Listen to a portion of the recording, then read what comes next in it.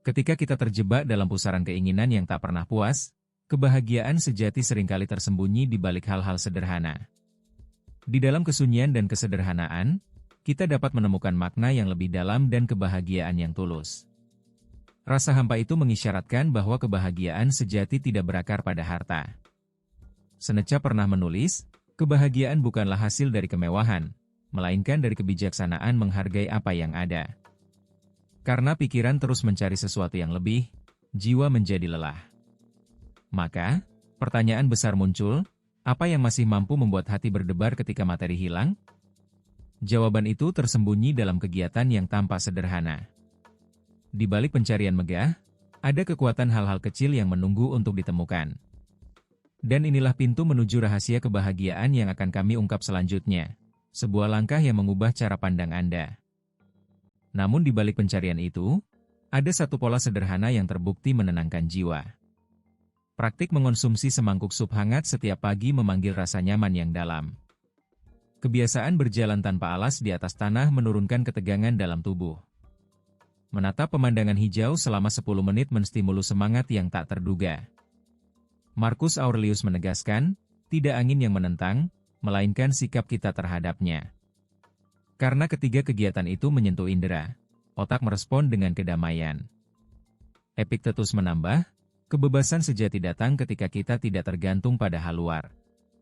Sehingga, rasa puas mengalir tanpa perlu barang tambahan. Meski tampak remeh, aktivitas tersebut menjadi jembatan menuju kebahagiaan yang lebih tulus. Namun apa yang menjadi benang merah di antara ketiganya? Kita akan menelusuri jawabannya pada bagian berikut.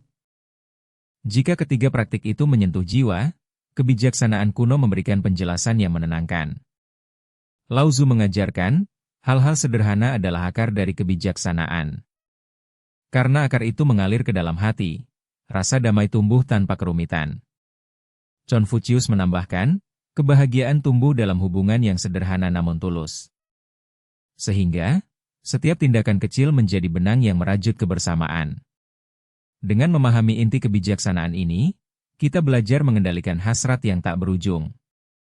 Kehidupan menjadi lapangan yang memungkinkan keheningan untuk berbicara. Meski dunia modern menuntut kecepatan, ajaran tersebut menuntun kita pada ritme yang lebih lembut.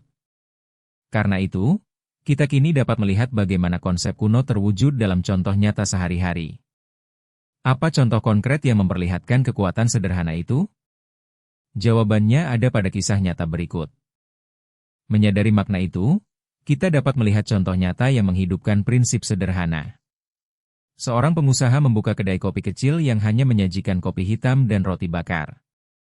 Para pelanggan melaporkan rasa keterhubungan yang tumbuh setiap kali mereka bertemu di sana. Sebuah desa melaksanakan kerja bakti pagi secara rutin, mengajak warganya membersihkan lingkungan bersama.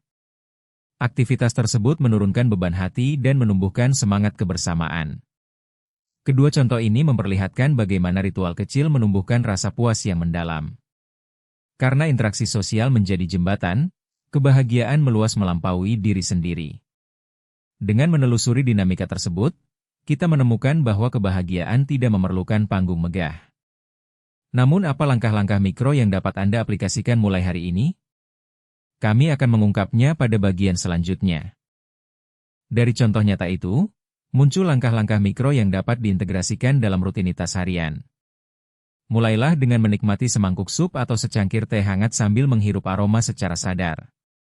Sisipkan 10 menit menatap hijau, seperti taman kota atau kebun rumah, agar napas menjadi lebih lega.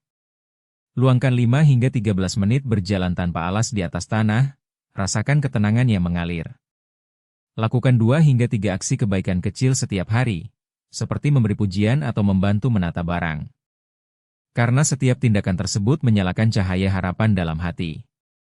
Lao Tzu mengingatkan kembali, hal-hal sederhana adalah akar dari kebijaksanaan, menegaskan nilai tindakan kecil. Dengan konsistensi, rasa puas akan tumbuh menjadi kebiasaan yang memperkuat diri. Namun, apa risiko jika kita mengandalkan kebahagiaan mikro tanpa meninjau tantangan struktural di sekitar? Jawaban itu akan dijelaskan pada bagian akhir. Namun kebahagiaan mikro tidak terlepas dari tantangan lebih besar yang menguji kolektivitas. Renungan akhir mengajak Anda menyadari bahwa kepuasan pribadi harus berjalan bersamaan dengan upaya perubahan sosial. Karena perubahan struktural memberikan pondasi bagi kebahagiaan yang berkelanjutan, tidak hanya sekadar rasa nyaman sesaat. Confucius pernah berkata, kebahagiaan tumbuh dalam hubungan yang sederhana namun tulus, menegaskan pentingnya sinergi antara individu dan masyarakat. Dengan memulai satu kebiasaan sederhana hari ini, Anda menumbuhkan energi positif yang dapat menyebar ke lingkungan sekitar. Ajakan kami, pilih satu tindakan kecil, catat perasaan Anda, lalu bagikan cerita pada komunitas daring. Klik subscribe agar Anda tidak melewatkan episode selanjutnya yang akan menelusuri cara mengubah ruang publik menjadi oasis kebahagiaan. Siapkah Anda melangkah lebih jauh dalam perjalanan ini?